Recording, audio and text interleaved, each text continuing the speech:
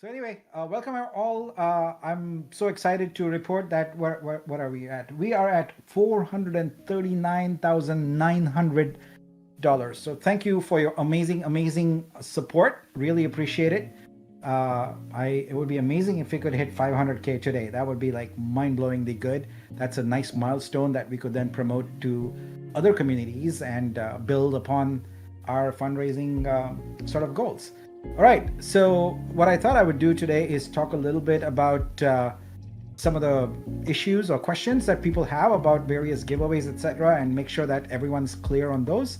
And then talk also a little bit about sort of fundraising strategy a little bit because I think people would like to know more about that. I talked about some of it yesterday and also the day before, but it doesn't hurt to repeat. And then finally, what I want to do is talk to you about some new things and I think hopefully exciting things there. So let's get going. All right, so we are at 439,900 with Binance squarely in the lead and Ethereum behind. I'm looking at the number of transactions there were. I think Binance had over 350, probably like closer to 380, and Ethereum had around 70 or 60, is it? Something like that. So obviously Ethereum, we didn't start off until yesterday, and I also understand that the gas costs, of course, are a constraint on Ethereum. I get that. But we wanted to make both those options available, and they have been available. All right, so let's talk a little bit about giveaways. So the first giveaway is the sneaker giveaway. So now we have all the data for it. I believe Ethereum has also crossed the threshold where we have our 250 winners on both. So I did, because of the delay in getting Ethereum going, I did commit to doubling the number of sneakers. So we're going to have 500 sneakers, 250 on Binance and 250 on Ethereum. And the way that goes, just to explain that again, is we're going to go down the list of transactions in timestamp order, like date order. And for each one, we're going to assign a number of sneakers that maxes out at 3. So it doesn't matter how many boosters you bought in a transaction, the max number of sneakers is 3. So we keep going down the list and keep adding them up that way until we hit 250. So I'm gonna get the database export here probably in the next couple of hours, and once that happens, I'll be able to present that report to you. So we'll get that going. So that's the sneaker giveaway. If there's any questions or still any doubts about that, happy to address those here. The other thing is the early birds, right? So the early birds is a very specific program. We added an additional 5% rev share, which actually pretty big amount if you think about it over time. When the blockchain is coming along and we have, sales numbers sort of like OpenSea Foundation, etc. When you're talking about, $1 billion plus, the 5% of fees there is a sizable number, and the idea there is twofold. One, you must have one transaction at least 7 boosters purchased. So it can't be multiple transactions. It's got to be one transaction, and also the first 1,000 of them. So that's how it is. Now, I heard people asking for different things, etc. Here's the thing, folks. When you set up a program like this, you can't change the rules midstream, right? That's not fair to people. So I'm against changing anything there. I think it's a good program. And so far only 178 folks have taken advantage of them. Good for them. That's great. We appreciate your support for buying so many boosters. And all that means is you're going to get a bigger share of that 5%, which is exactly how the program should work. Like if there aren't 1,000 people, then the ones that are there get a bigger share. So I believe the only changes, if any, we would make to the program right now is enhancements. So we might add additional incentives and things like that, but I don't think it is fair for anybody to go about changing things after the fact. So I'm happy to hear your feedback on that. Anyone who wants to, talk about that, etc. So that's kind of the position we are taking on most of these things is don't change things after the game started, really. And so we'll keep it that way. I see Fur and Alex have also joined. Hi guys, welcome. And would love for all of you guys to turn on your video so people can see you all and say hi. Hello. I'm gonna have to veto that. I am unshowered from a day in the hospital. I just got home and jumped in that Zoom. Everyone who's listening, I'm fine. Had a simple procedure done, but I'm gonna veto that for today. Maybe tomorrow. All right, no problem. How's it going, Fur? Oh, good. Let me put this so the camera is not such in a bad spot. I use glasses, and when I'm on calls, it's kind of like the wrong height. But all good, super excited. Good to see people jumping into the booster sales. I have actually artists going into it, so that shows a lot on how much people are trusting the process, trusting what the proposal is. So really, really looking forward to seeing it unfold. Yeah, I've seen a lot of artists step up here and also join the fray. So that is really, really encouraging and really exciting. So we are starting sort of the planning and execution now, actually, of the next phase, where we start marketing to other communities. So you're going to see some of that happen, probably realistically next week. But the other front we've started on is institutional investors. So I've pinged at least 25 at this point, and those conversations have started. So those take a little bit longer than individuals, because with institutions, they have fund requirements, fund guidelines, and things like that. So typically, to close on something like that could be as much as a month, and it doesn't matter how large that investment is. It typically takes at least 3-4 weeks. So we might start seeing more results on the institutional end of things toward the end of the month here. But at the beginning of the month, it's going to be more individuals and crypto communities and things like that. All right. Riva, you're on here. Do you have anything exciting to report?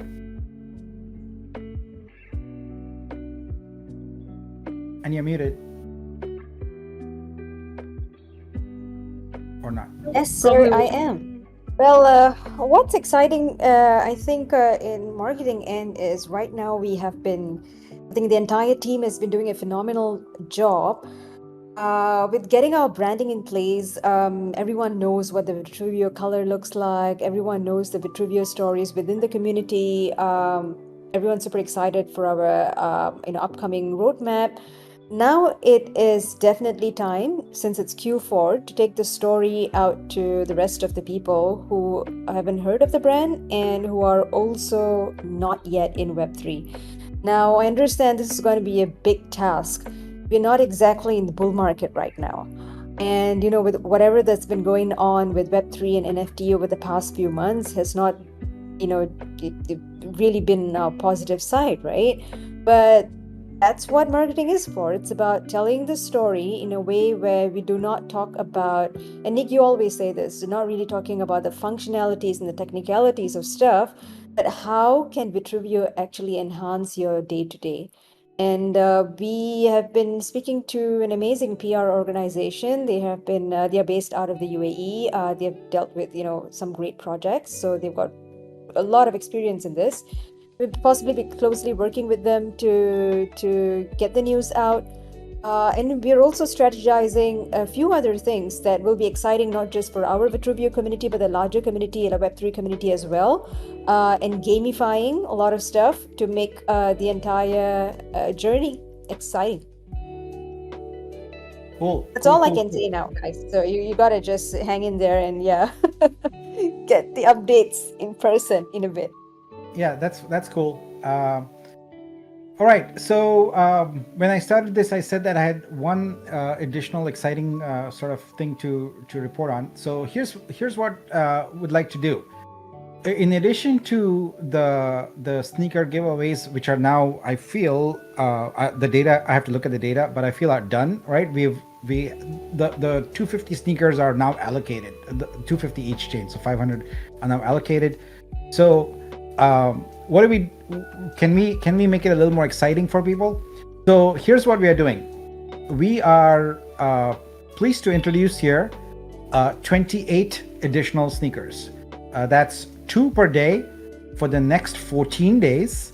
And what we're going to do is we're going to pick 2 winners every day from the prior 24 hours who will get, 1 sneaker each. And when I say a sneaker, I should say a pair of sneakers each, so that it's not construed to mean 1 on each foot. So I think that's a good giveaway also.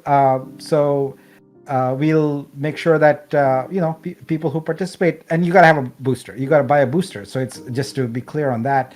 So for the past 24 hours, anyone who bought a booster, they get in the running for this, and we'll just pick them entirely at random. Happy to hear your feedback on that. If you feel like that's a good idea, or if it's a terrible idea, or if it's unfair idea, we want to listen to you. So would love to have your feedback. But we think it's a net positive for folks as they come in, because it is random, and so everyone has an equal chance of getting one there. So yeah, that's a giveaway that we'll have. What else is new? Well, we are gearing up for Friday's download. I promised a lot of things yesterday, which means a very little addition. Like, I was already getting very little sleep, but now even less sleep to prepare for that. But that's okay. That's part of the course. I signed up for it. I love doing it, and I'll continue to do it. So yeah, we got that going. Let's see. Let's take some questions now. Let's raise your hand, and if you want to come up on stage, you can do that, or you can also type in your questions in the chat there. I'm happy to take those. But as we do that, let's talk a little bit about our strategy, right? So what's our goal? Our goal is $5 million, right? That's a stretch goal. It's a fairly significant goal in this market, but hey, nothing ventured, nothing gained. So we gotta go for that.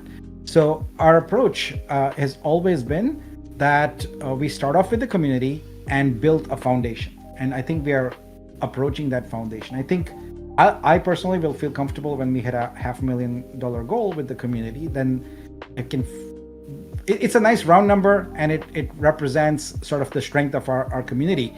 So from there, we're gonna go out in 2 directions. One is the various crypto communities, and also art-centric communities. So as Riva mentioned, we've got the firm that has a fair bit of experience. In fact, a lot of experience. I looked at the projects they've done. They've done an amazing number of projects. And go there, and also start going along the path of institutional investors. Those take a little longer to close. It also requires a pitch. So for every institutional investor, it's a meeting on my calendar and their calendar whenever it can work out, and it's usually 45-minute meeting, do a pitch, etc. Then they go back and they have an internal discussion. Then they come back, and they may or may not do the deal. The thing with institutional investors is that you can't take a no as a signal that your project is not good or anything like that. It's usually institutions have a certain focus area, and we try and target and work with those investors who have a focus area that coincides with ours. So for example, if you've got a fund and you only invest in infrastructure, like crypto infrastructure, right? Then we can pitch to you all day, and you might love the project, but you're not going to invest. So part of it is also making sure we get the right investors to talk to. The second and the more important thing is that there is a front door to every VC, which is typically on their website or something like that. You got to submit a business plan or something. That goes into what in the industry is called a circular file. In jest, really, the circular file refers to a garbage bin, because no, it's very rare that an investor funds something that comes in the front door like that. Typically, investors invest when it comes to them via a warm referral. So it's typically an existing company, like for example, the founder of an existing company refers them, or another VC refers them. That's the highest probability. Or in Silicon Valley in particular, the law firms do a good job of referring to their clients good deals, that come their way. And so that's the pathway. But most of the time it is you get one investor on board, and then they refer you to 5, 6, 7 of their partners that they typically work with, other VC firms. Then you pitch to them, and then maybe you get 1 or 2 wins out of that, and then they introduce you to some more. So at the end of it, to get 20 to 30 investors, it might involve doing 150 or so pitches, etc. And also it depends on the appetite of the investors. So there's large funds, there's small funds, and there's also angel investors. Sometimes the angel investors do larger amounts and are easier than, say, an institutional investor. So it's a process, and it's you just gotta grind it out and do it, and prepare to do it. Not a problem. But that's how we work through this.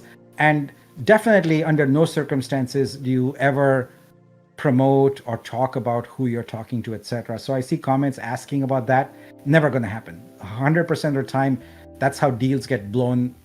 Like basically, you lose deals that way. So it is a behind the scenes thing, and typically you only start talking about it after your round is closed. So that's the process for raising institutional capital. I've done it number of times, and the process doesn't change, just the people do, who you target. And you might think that like from shows and TV shows and all that, you might think that it's like you have a meeting and you get your PowerPoint on and you present it and all that. It's not like that. I don't use a PowerPoint or anything like that for my meetings. It's when you get on a call with investors, what you're doing is you're telling a story. So you tell a good story, and then you follow up after the meeting with a pitch deck, and that's typically how it's done. And then you might have a couple more exchanges. You might potentially have another follow-up call where they might bring in the partner you're talking to might bring in other partners, etc., from the fund. So then you do another pitch, and at that point, it's more to seal the deal than anything else. Then we discuss deal terms, and hopefully finally seal the deal. So that's the general process. And over the course of the next 30 to 45 days, gonna do a lot of these and do them in quick succession, one after the other.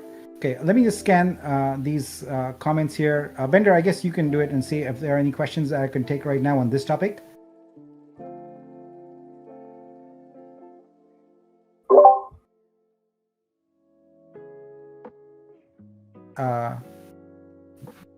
We got a question here.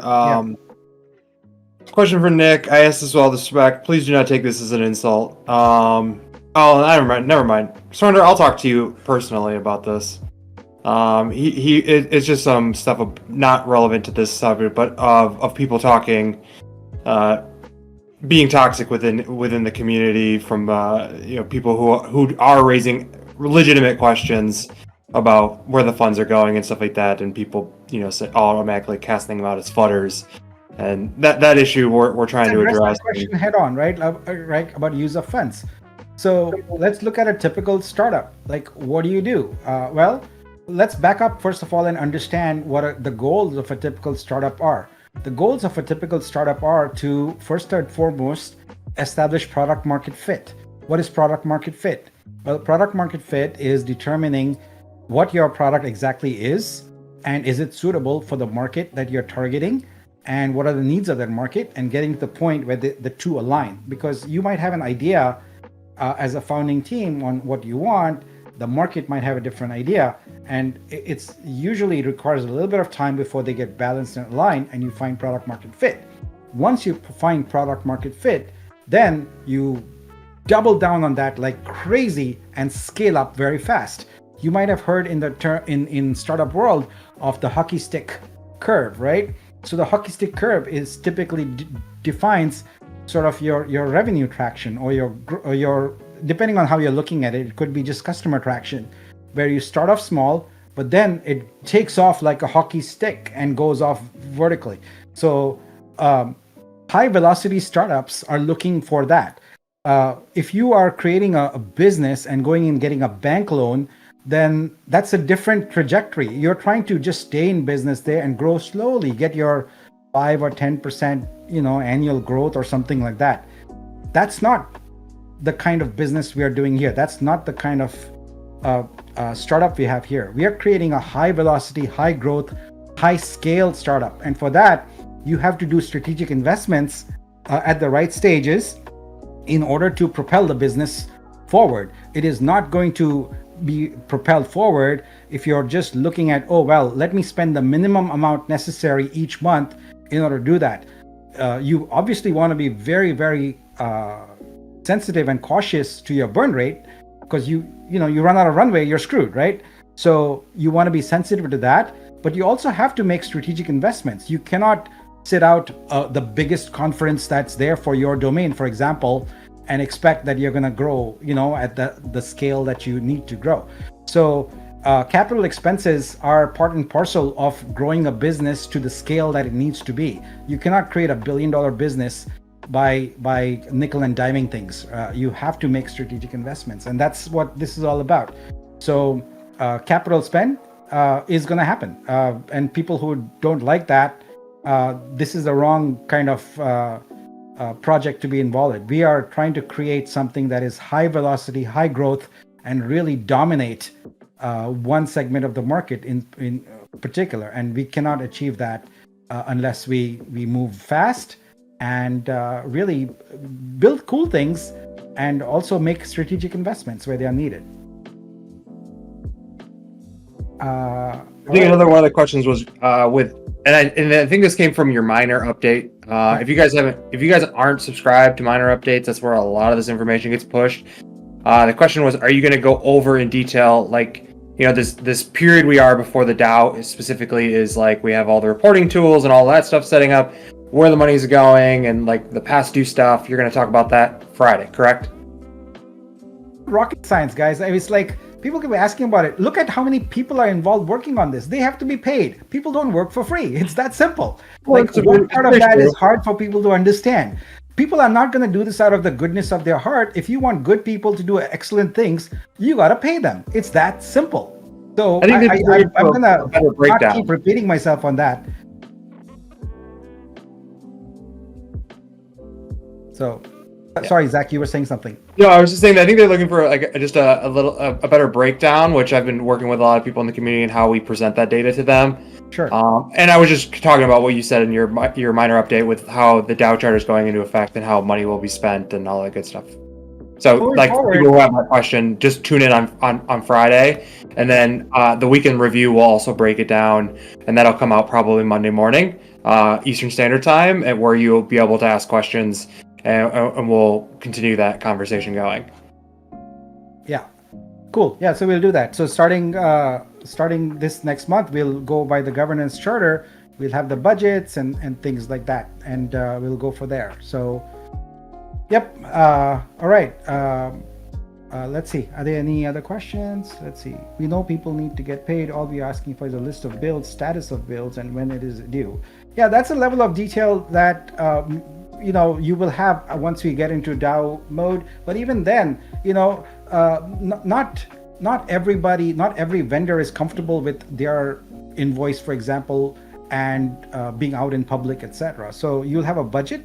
We'll be spending according to that budget. So your controls are, you have various sets of controls, right? For example, one, you have the Senate that approves the funds.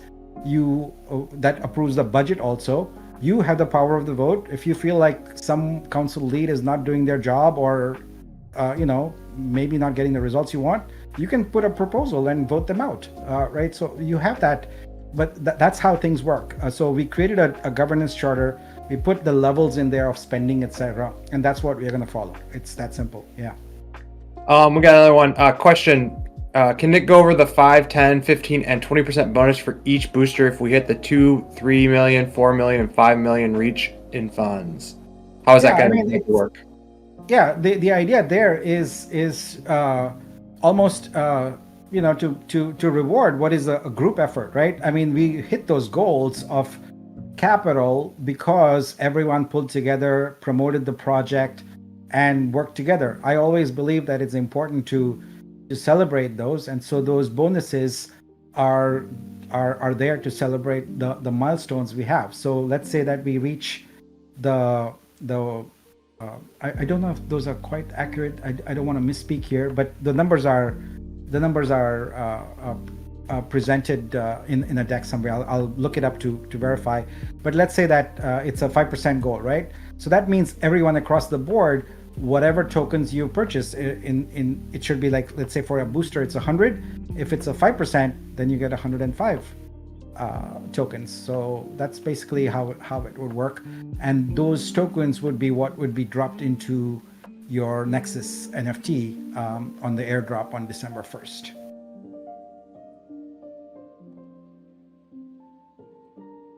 So let's see, are there any other? What's the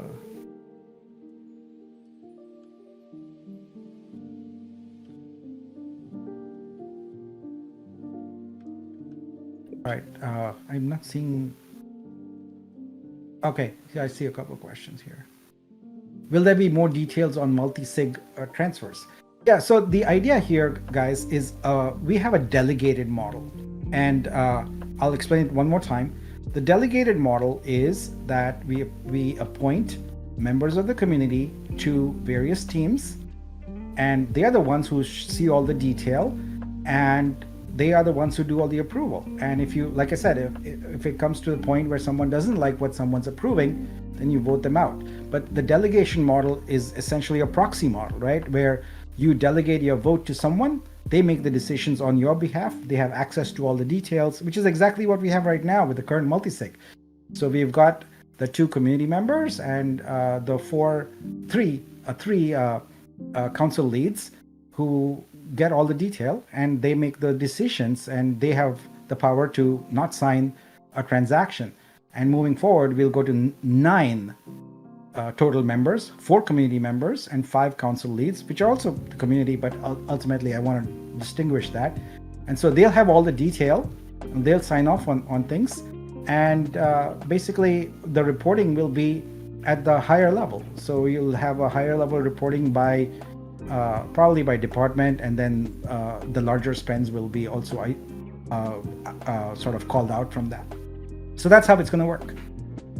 Yeah, and for the people who are interested in being that community member, I'm trying to think of and maybe Nick, you could help me with here.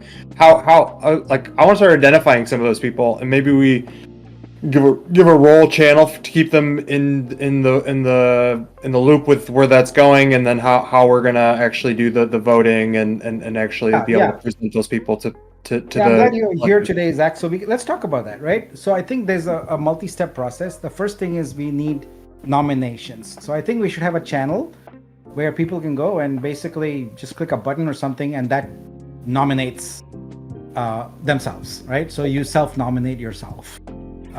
Or someone else. Or you can nominate someone else, sure.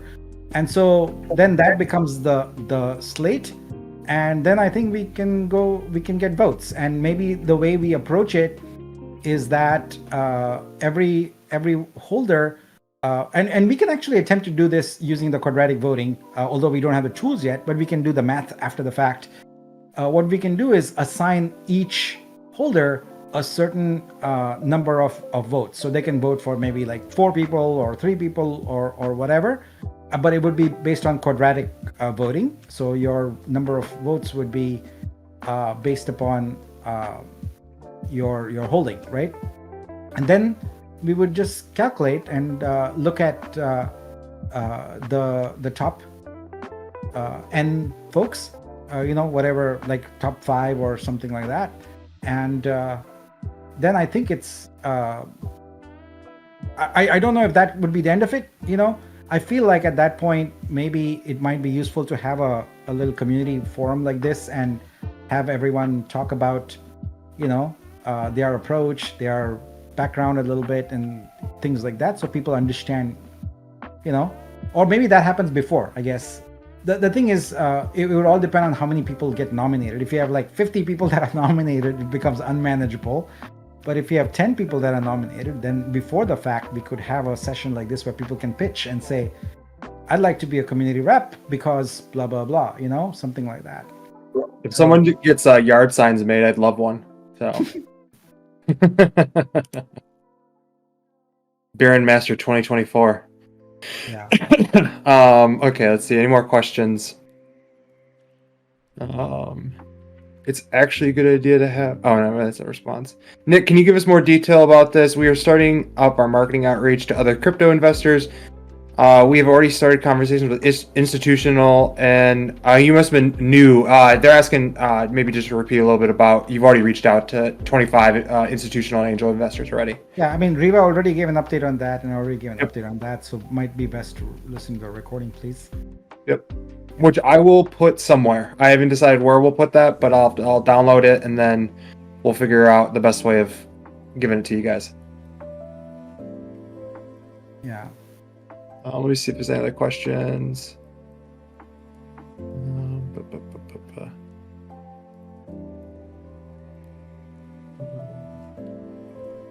Question: was there supposed to be 1,000 early birds or 1,000 divided by 7? It would be 1,000. It would be the first 1,000 people who bought 7. Yeah, 7 or more in a single transaction. That was an important constraint. Which that data will be out very shortly, right? Well, the data on the sneakers is done. The data on the early birds is right there on the site. So we have That's what I meant. That's what I think they're getting at is the sneakers. Yeah. So I'm gonna get that database update here today. As soon as we crunch the numbers, we'll publish that out. We'll publish a sheet with the addresses that have it. Yep. Sure. Cool. Yep, you can see the boosters on the Explorer. Yeah, yep. Yes, you can. So I also had a question there. How does the booster work if Nexus NFT wallet also has a validator in it? So the validator NFT is a separate thing from the Nexus NFT. It does not impact it. A booster only works with 2 kinds of NFTs, Nexus and Maxim. That's it. So it's fine if you have a validator in your account.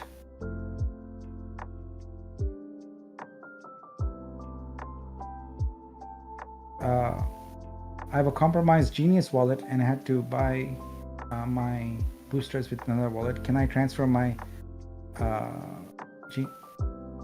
Genesis? Okay, my Genesis wallet balance to the new wallet. Yeah. So guys, just repeat again. You can buy a booster with any wallet. It doesn't really matter which one, because the booster is a voucher, and you'll be able to on December 1st. We'll have a web page where you can go use that booster to say, I want to boost, this particular other wallet, and it can be anybody's wallet. If you're feeling generous, you can boost your friends' wallets and so on. There's no constraint, because I don't think anyone's going to say no to receiving free tokens and boosts in their account and rev share and perks. So yep. Let's see here, what else do you see? Any other questions? I'm not seeing. All right. Yeah, I'm not seeing any more questions. Does anyone want to come up and talk and ask their question? We haven't heard a community member come up yet. Well, Captain Wick, skipping my question. Let me go find your question. I did not mean to. Oh, that's a good question. What work is being outsourced to bring Vitruvio to launch? Is being outsourced to... Like, what partners are we currently looking for? Oh yeah, so we discussed the marketing partners, right? So that's the big one. We already have outsourced development. We have that. So beyond that, I'm trying to think. There isn't anything else beyond that at the moment, but that could change later. But at the moment, marketing and development, those are the two areas. Yeah, no problem, Captain.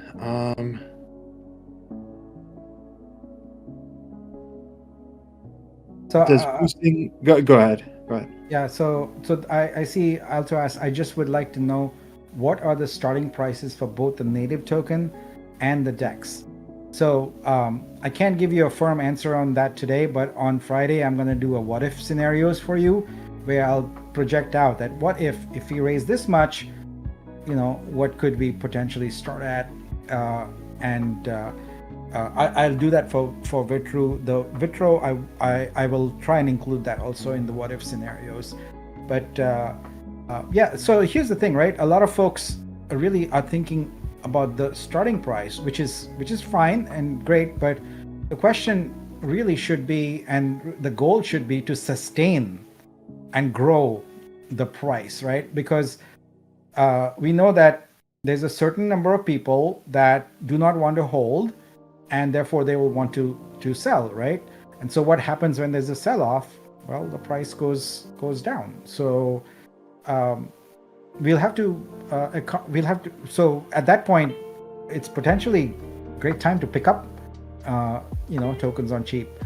But ideally what we want to do is create an environment where the price goes up due to scarcity, due to the work we are doing, etc. And so my goal is to try and orchestrate that as much as possible, whereas I know that many people who've had the token for a while, their goal is to get out as quickly as possible. I understand that, but I think there's a middle ground that we need to find, and we'll find that.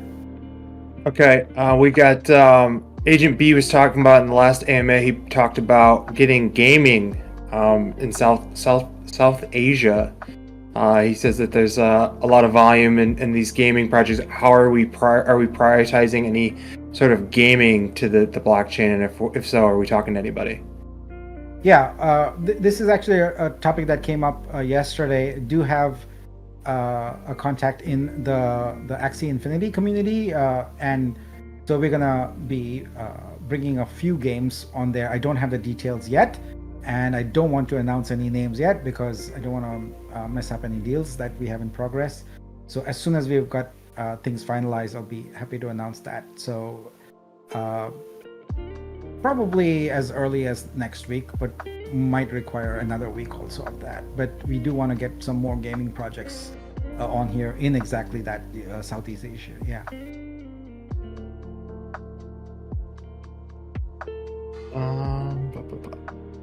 If we hold a validator node and OG funds in the same wallet, will we be able to differentiate the funds for tax purposes? That's a good question. I think it's a self-report. I mean, it depends on where you're from, but I think you would be able to classify that to the IRS on your own, if I'm not mistaken. Look, just about every sort of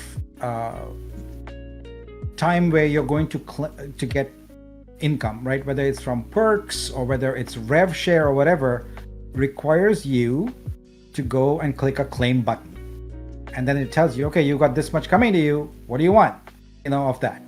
And then you decide, you change the number to maybe less, or say, okay, I'm going to leave this much in there, but I'm going to claim this much. So every one of those things is a transaction, right? So then it's up to you to go analyze those transactions and determine, what you did, and separate that out. So if you are keeping things in the same wallet, then it would be easy to know that, okay, on this date, I hit a claim and I got it for my validator income, or rev share rather, or on this date I did it and I got it from my Nexus or my booster rev share, etc. So just remember, everything is just a simple claim, and you get whatever is eligible to you at that point. All right, we got a speaker who wants to ask a question. Yay! All right. Pickle Rick, I love some Rick and Morty. All right, Pickle Rick, you can come on up now. Just accept the invite. Pickle Rick. I'm not a huge fan of the new voice since Justin Roiland had to leave the show. They have a new voice actor, and it's just not the same.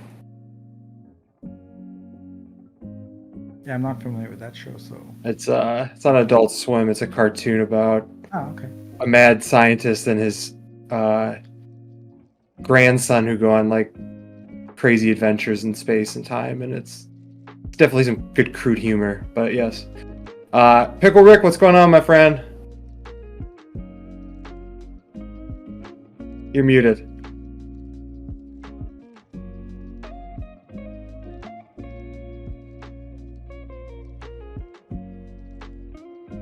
Pickle. Can you unmute him? Can you do it? I No, cannot unmute somebody. Yeah, that would not be a good feature. No, it wouldn't be. I would just start unmuting everyone and seeing what they're doing in real life. That would be That'd be funny. terrible. Yeah, people would be like anxiously in these things, like, Okay, well, Pickle Rick, when you get that figured out, all right, I'll address this real quick because I keep getting tagged in this. From what Surrender Mattis said, so what we're doing, we are operating at the Dow standard that we put forth. If you want me to link that document of how we're going to be doing this stuff, I will, if you need reminders. And then we're working on a reporting system, which I will work with whoever wants to work on what you need to see in order to feel like the funds are being spent in the right way with the right transparency.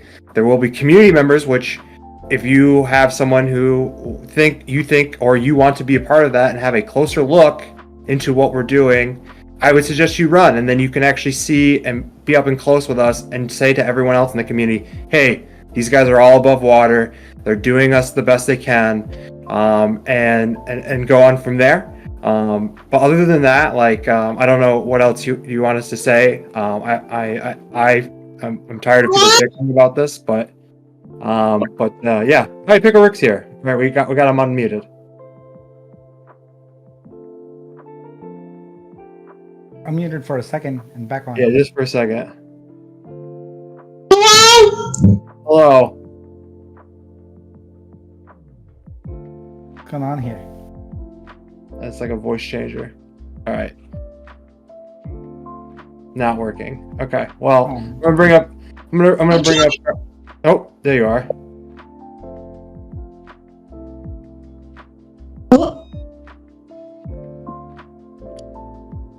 Funny.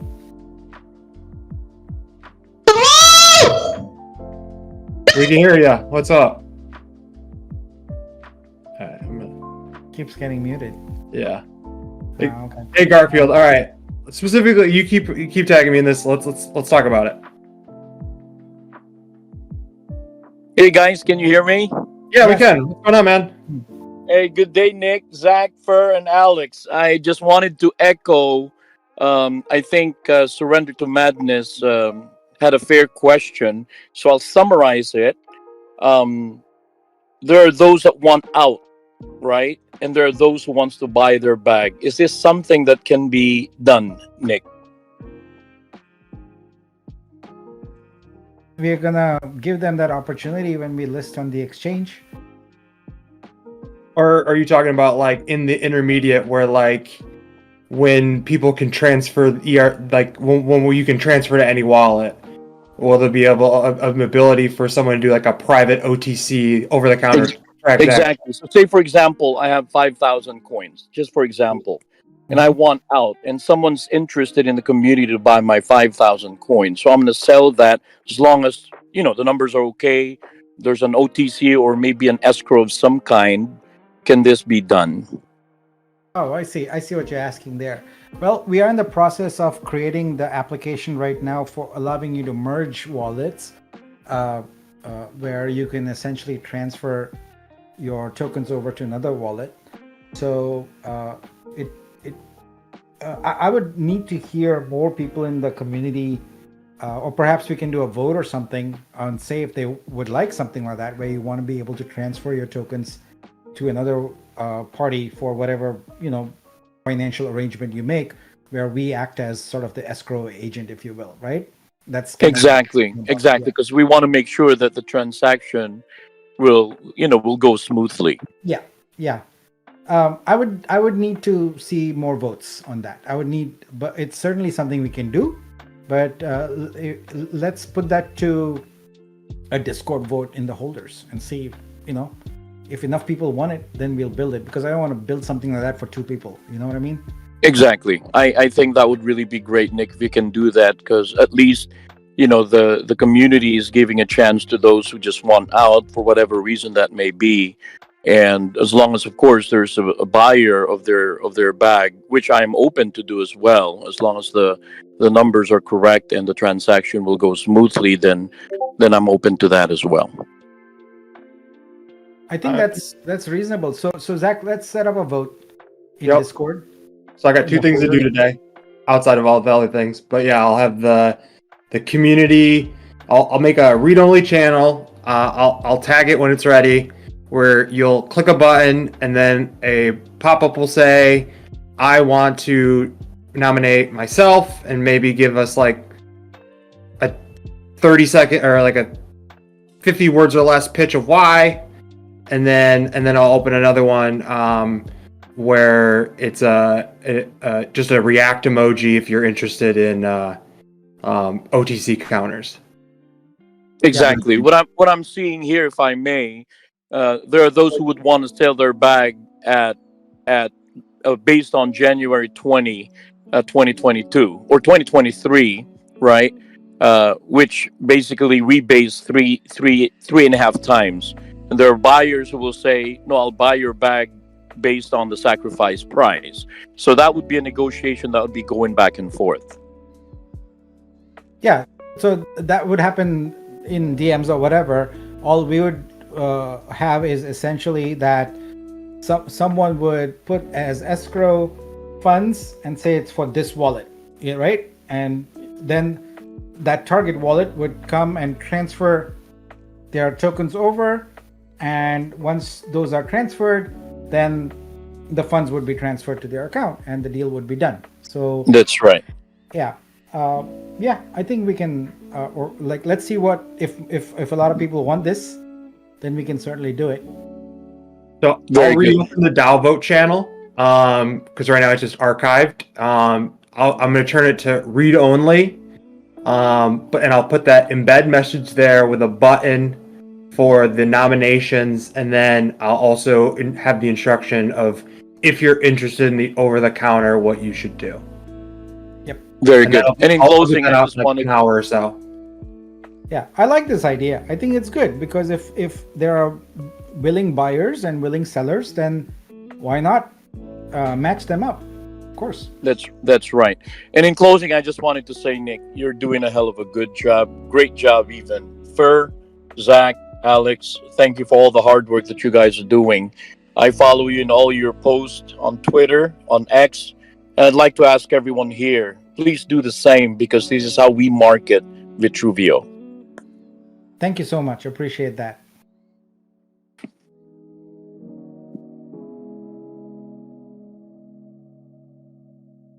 So Agent B is recommending that we check out Kyoto, which I will do. I will make a note of it and check out how they do things. And maybe they already got the software and it's open source. Yeah, that would be nice. Yeah, I mean, it's obviously we could probably open it up where anyone could just sell their bag, but we also want to have some sort of protection in there too, where it's not so bad. Yeah, I'll look into Kyoto's as well. Yeah, Garfield, you have you've got a great kudos from Serenity to Madness, saying you've got a very sexy voice. So, Get on radio. that's great. Yeah, this is a good idea because see, we are allowing this period from November 15th to November 30th for people to do their merge and all that also, right? So this can also occur prior to the Nexus drop happening. So it's perfect. I love it. Well, wait till you hear me sing. What kind of financial incentives do you need to hear you sing today? One of these days. One of these days. You take requests?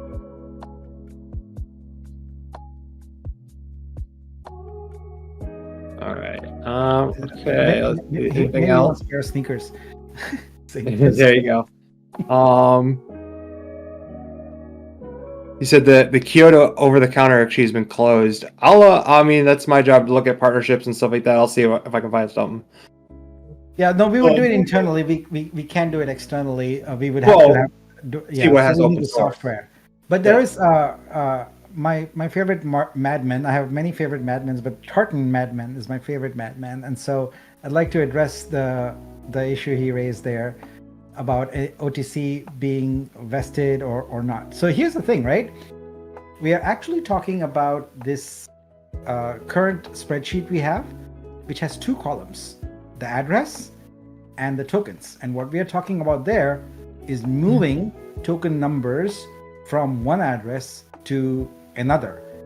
And then those addresses and those tokens become the data that we use for issuing the Nexus NFT.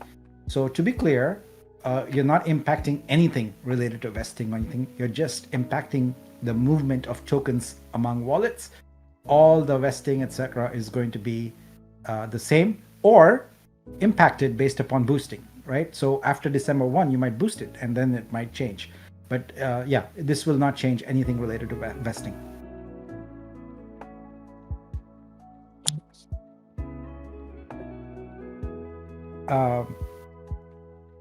Yeah, so I hear you, Drulo, about basically not doing this here and doing more AMAs, etc. So I think there's a balance. Like, I think we need to have conversations where we can speak as a community, right? And then there's also one where we want a broader audience, including creators, etc., to come in. So I think the download is only one thing. We can do more of those. We can do more of, like, the download is a fixed thing. It's about an update to the community with a lot of very specific details, etc. But more of a general casual AMA, we can do more of those at different times, that, you know, to get to different audiences, because it's a global audience and like this time is probably not ideal for everybody. So I hear what you're saying, and we'll definitely do other AMAs also on the stream on YouTube. So even though this might be streaming to YouTube right now, I don't know what you did, Zach. Is this streaming right now?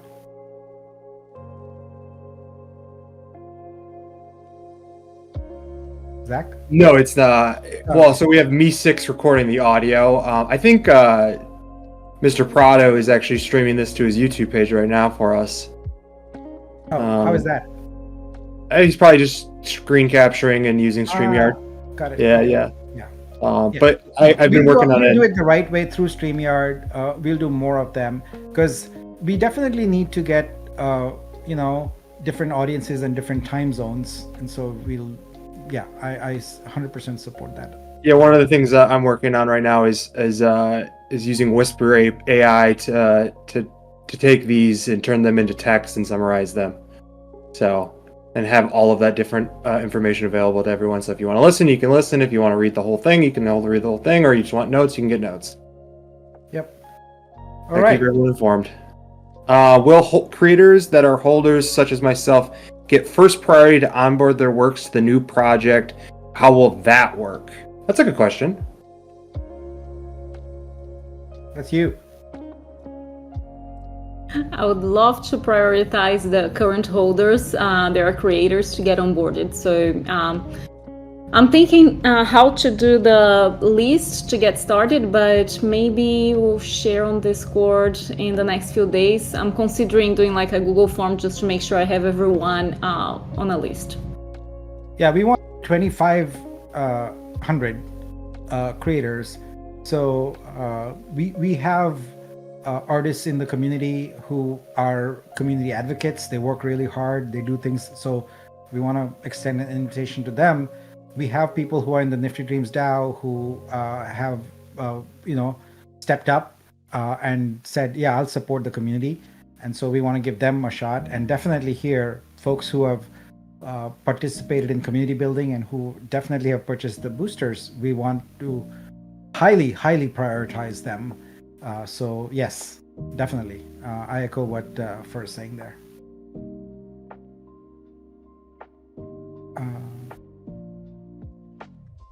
All right. Fur, your room is beautiful.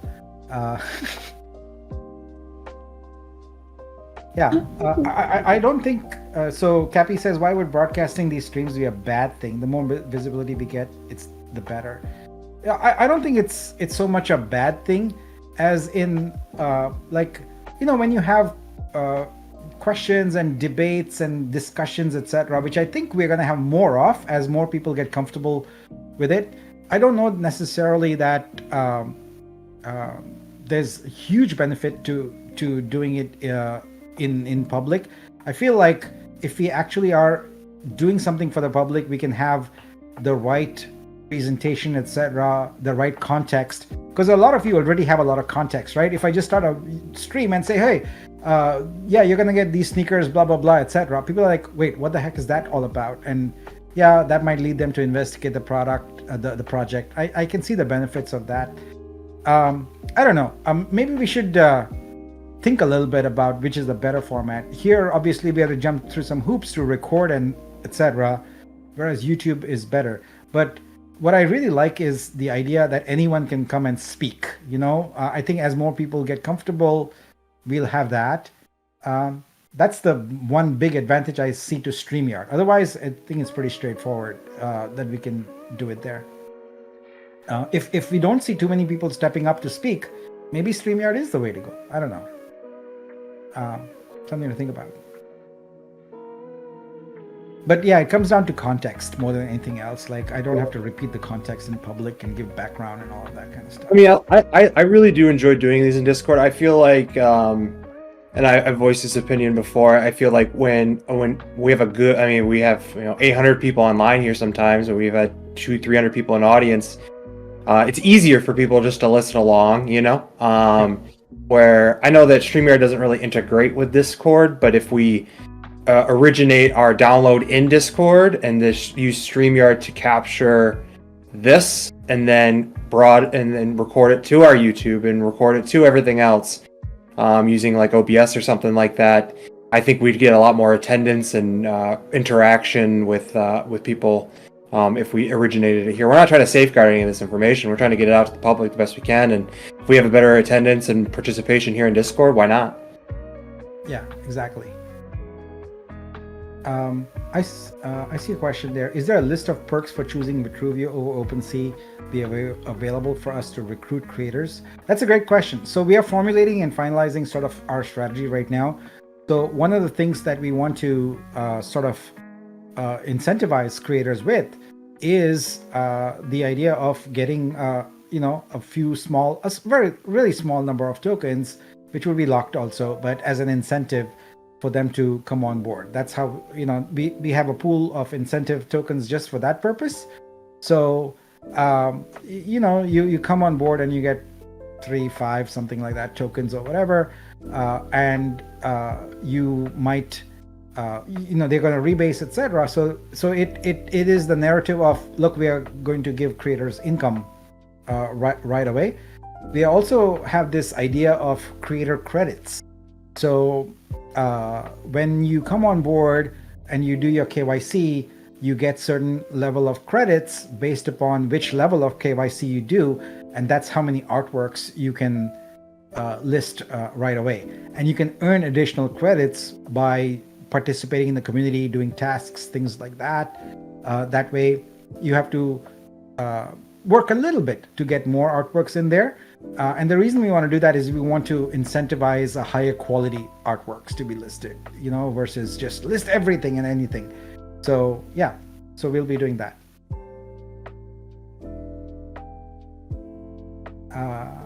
Cool. All right, I think have we run out of questions here?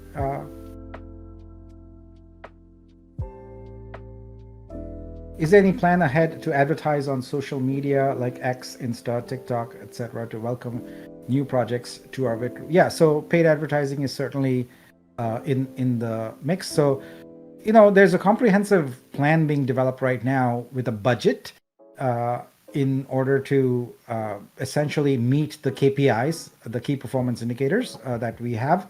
So that's coming together right now. In fact, we had our first meeting right before this one, where we started having the various council leads present their initial draft budget, etc. So we'll go through a couple of iterations of that, and that will be presented to everybody to look at and see and give your feedback, etc. Before we vote on that. We will vote on the budget and approve it, and then exactly what our KPIs are. So we'll have monthly, quarterly goals for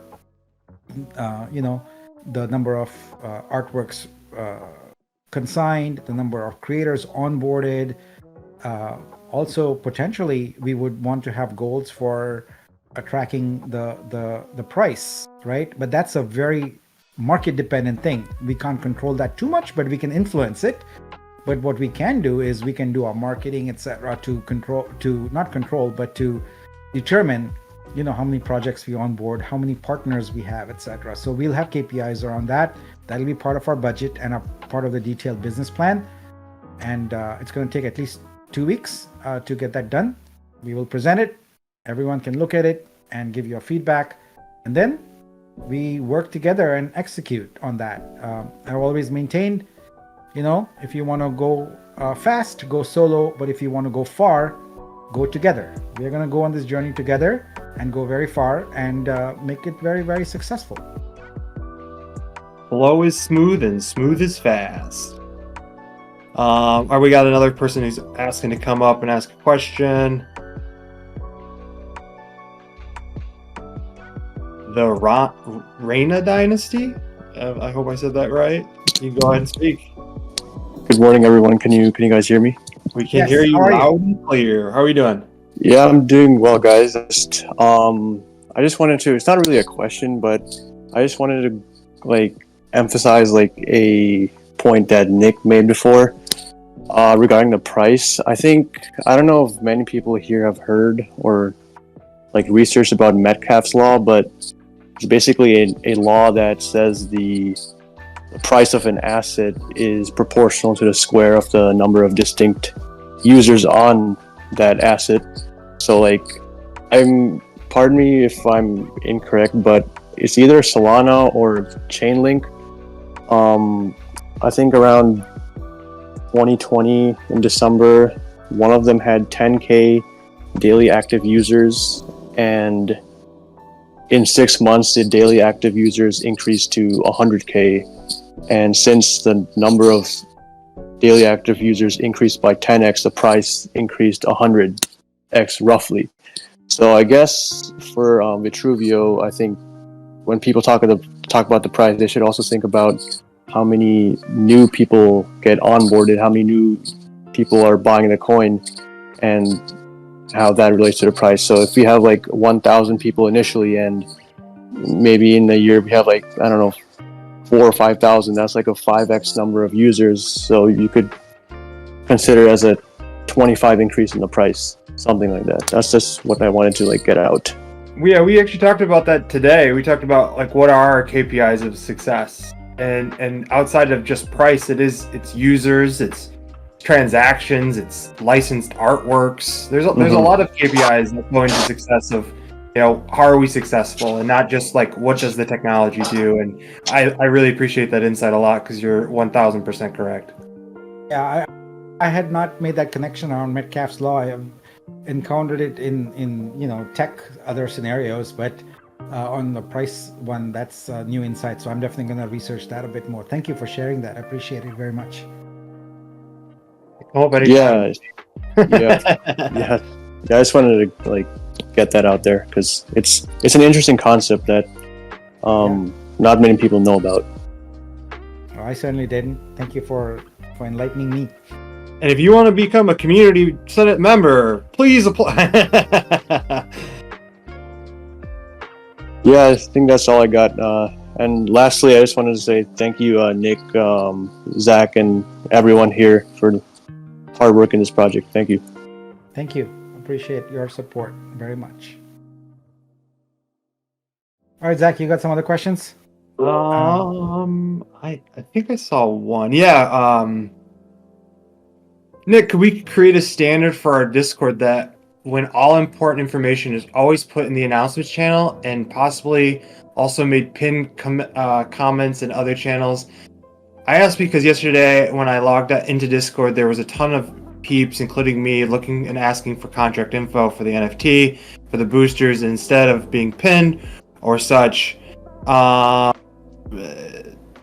yeah, I think one of the things that you're missing, I can handle this, is the minor. The way we use announcements is for like big things.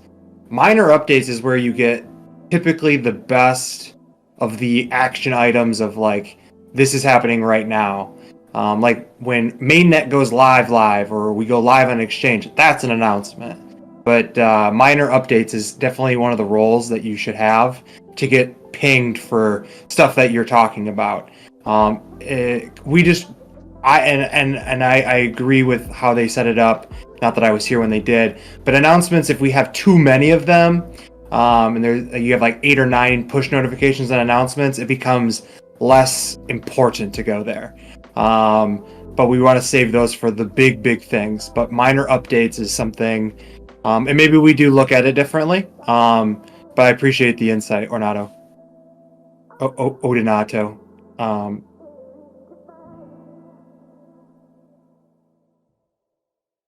Yeah. So I'll let you figure out how we need to improve that. But I consistently have been posting in minor updates because, and then the staff kind of aggregates it and makes it into an announcement periodically. I think it was more that he just couldn't find the contract info for ETH yesterday, and I'm not sure. I was out, so I don't know if that actually got posted. And that could have just been a lack of on our part. And if it is, I am sorry.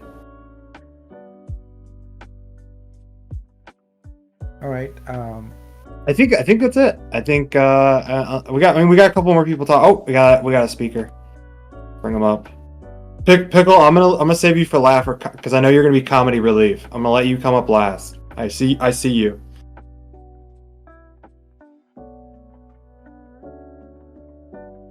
Hey Nick, can you hear me? Yes. How's it going? Good. Hey, so first of all, I just want to say thank you for everything you're doing for us. I can speak for a lot of people that we're in the background watching and hearing you, and what do you call it? Retweeting your stuff on Express. So I got a question for you. So I know we got the 150 boosters going on, but when I look at my account, I see I got $20 here, $30 there, $40 there, $50 in a different account. But if I put them together, you won't get to 150. So is there a way for us to cater for those people without having to worry about giving them the booster, but just giving them the tokens? It's a way to raise money. Was I'm just wondering, but 150 might be a big number for other people, but if we were to go that route, it might help us. Understanding you correctly, you're asking for an OTC purchase of tokens at $1.50. No, not OTC. No, not OTC. I'm talking about somebody who puts $20 in their account, $10 in their account, $5 in their account. So they put it in, but they don't get the booster thing. They just get the tokens. I see. So it's really a booster, but without all the other benefits. Just you got it. Yes. Yeah, yes. But that's exactly what I think that it would, like, the net result of that would be the same thing as an over-the-counter purchase of tokens at $1.50. Gotcha. Right. Okay. Yeah. I'm still learning the terminologies for crypto. So if you say that, that's it. Yeah. But I was just saying that is an opportunity that's out there, that we got some money sitting in our accounts. We could literally use it to buy into this. But hey, it's 150. So what I do, I just leave it there. Yeah. Okay. I'm inclined not to sort of almost contaminate what we have, which is very simple and straightforward with Mm-hmm. with you know gimmicks and things like that.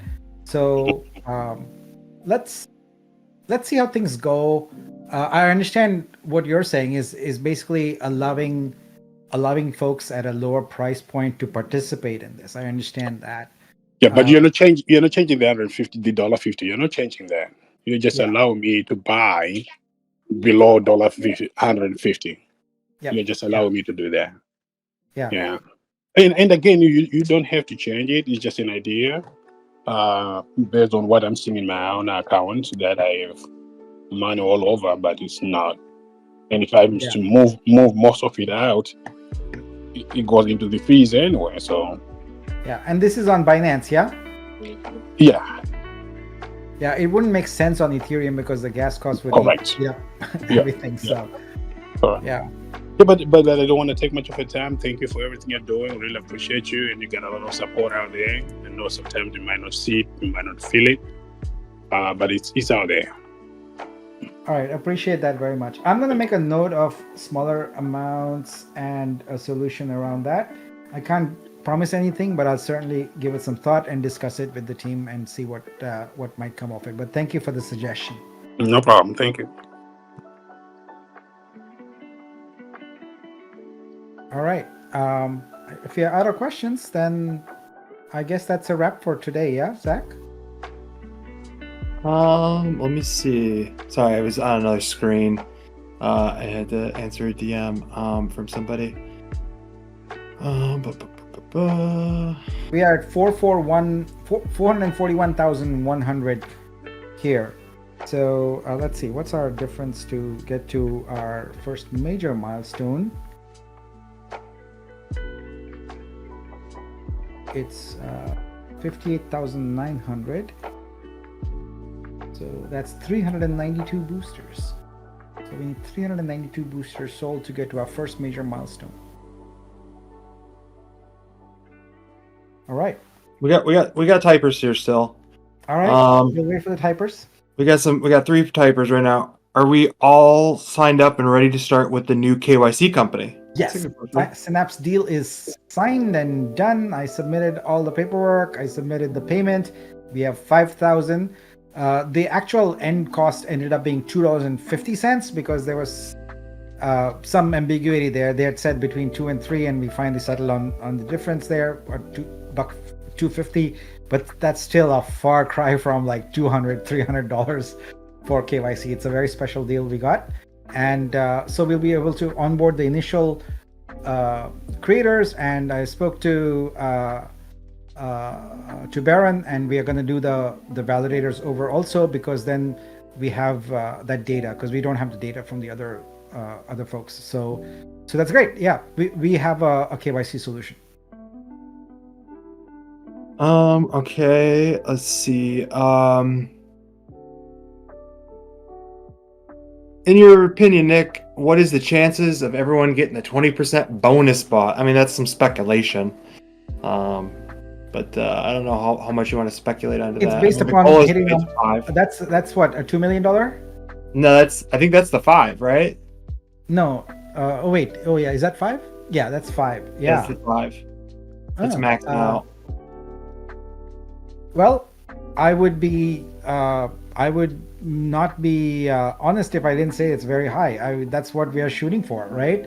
Yep. So you don't find success by not aiming for the highest reach you can have. So that's our reach. We want to get there. And so as far as I'm concerned, I'm going to pull out all the stops here in the next 30 to 45 days and work my ass off. The team's going to work their ass off. And I hope the community will support us in giving us referrals, etc., to investors, etc., to reach that goal. Because when we reach that goal, what we have is, more than anything else, the ability to make decisions and do things without our hands tied behind our back.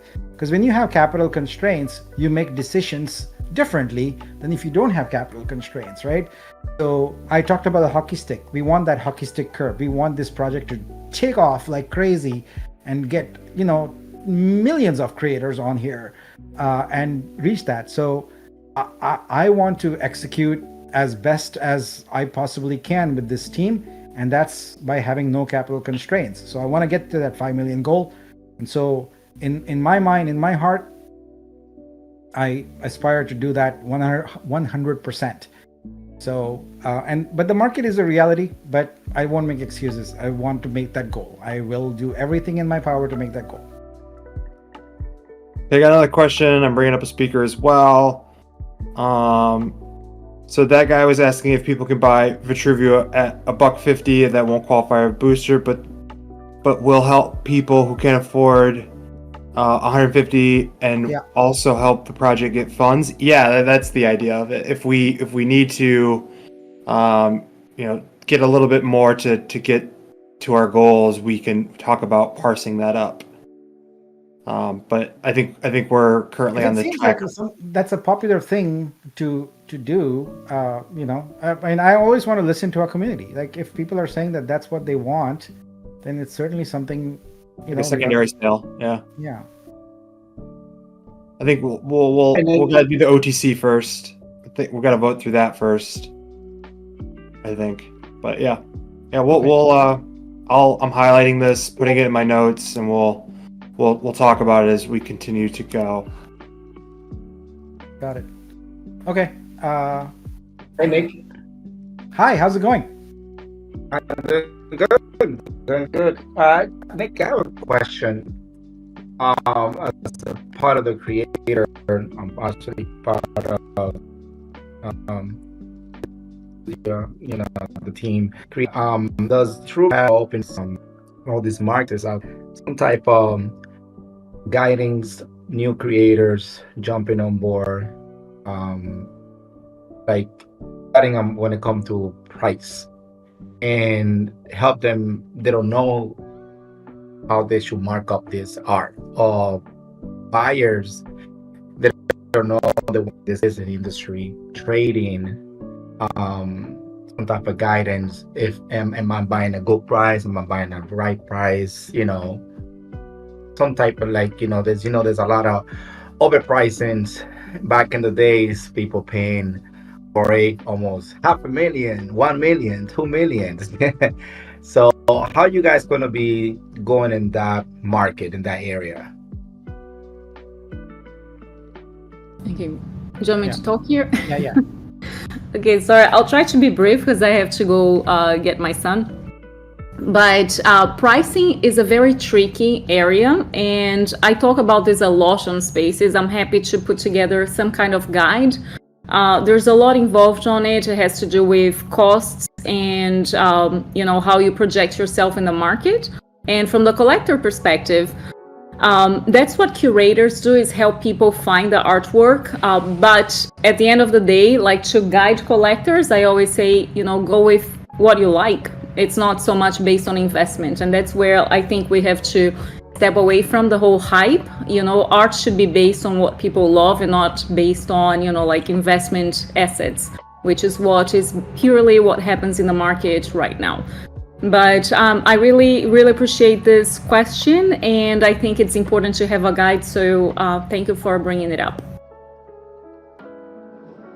If you need to drop off to go pick up your kid, then please do. Thanks so much for being here. We're gonna wrap up here shortly anyway. So thanks. All right. I think we got several amazing ideas out of this session here, which I'm going to go back and noodle over and come back to you with some solutions. So I appreciate that very much. I'm actually also late for lunch. I got to go now with Gus. I'm supposed to be there in 3 minutes. I'll probably ping him and say I'm going to be 5 minutes late. But thanks, everyone. Really appreciate having you on this chat here. Appreciate all your support. We are at 441,100, and I'm really excited about hitting our milestone at 500K. But I'm off to my lunch with Gus. I'll share some selfies, etc., on my Twitter. So thanks so much, and I'm out. Bye. See you, Nick. I'll hang out for a second if anyone else has any questions. regarding community communications and how kind of like what Odin was asking about. If anyone wants to have any sort of opinion on how we display the information or where it is, I'm more than willing to talk through that. Or it's very hard to hear me right now. Oh, okay, hold on. Can you hear me better now, Bender? Let's see. Nope. All right, hold on 1 second.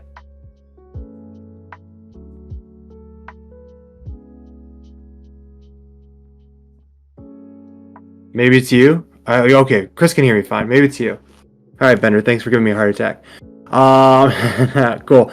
But if anyone has any suggestions, and you don't have to come up here and talk, but I have 90 of you in front of me right now, so like, obviously we have the minor updates, the event updates, and all that good stuff. What is slipping through the cracks that we could do better?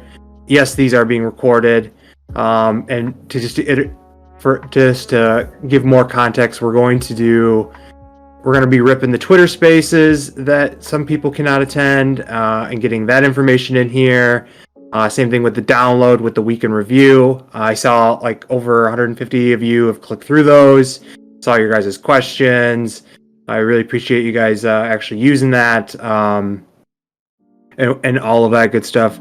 Let me see here. Central location to send potentials with comprehensive. We're gonna work on like an FAQs section, and I'm actually working with ChatGPT to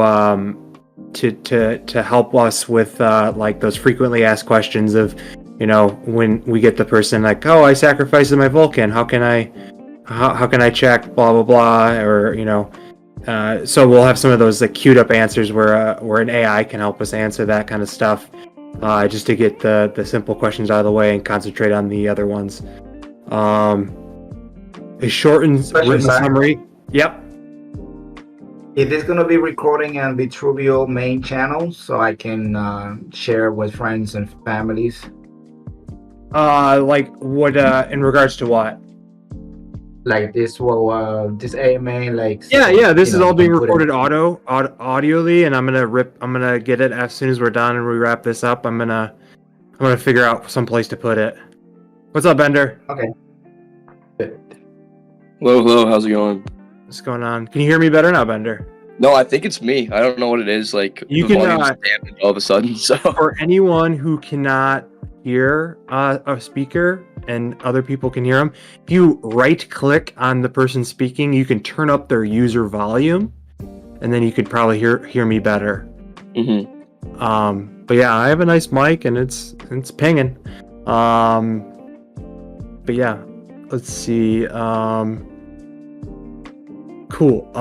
Written summary of AMAs would be good. Yeah, we're working on that. I just have to get an OpenAI API key, and I might actually do that today. And I found some pretty cool software that will be able to transcribe all of the AMAs that are done on Twitter Spaces, and we can give them to you in the entirety. We can also summarize them, and provide the audio, so we can have choose your flavor and how you want to receive that. And then that's like a big thing that I want to stress here is communication, because we all know that the regime prior didn't do a good job communicating. And so any suggestions that people have and how we can better display this data and how you can communicate to someone like me or Nick, and how our information gets distilled down to you and its various forms is like the number one priority that I have right now, because we are in that limbo of getting all the DAO tooling, and I'm working on that, and I'll definitely